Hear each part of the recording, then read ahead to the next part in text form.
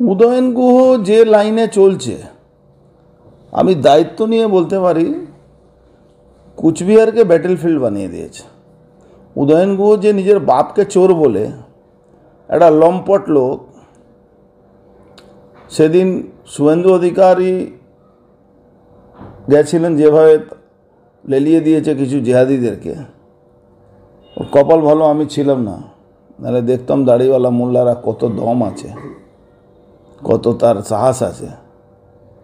সে শুভেন্দু অধিকারী গাড়ির উপরে হামলা করছে। সেদিন তো শুভেন্দু অধিকারীকে খুন করার প্ল্যান ছিল, নিজের বাবা মা আশীর্বাদে উনি বেঁচেছেন। কিন্তু উদয়ন গুহ যে রাস্তায় হাঁটছে, উদয়ন গুহ কপালে দুঃখ আছে। কোচবিহারের প্রশাসন কি দল চালাচ্ছে, তৃণমূল চালাচ্ছে? কোচবিহারের প্রশাসন বলে কিছু নেই, কিছু নেই। প্রকাশ্য দিবালোকে পঞ্চায়েত প্রধানের আরও হবে, আরও হবে। খাওয়া খাই যা যত সময় আসবে, খাওয়া খাই তত বাড়বে, আরও হবে, আরও খুন খারাপ হবে বলছে, আরও হবে। সারা বাংলা হবে, ওখানেও হবে।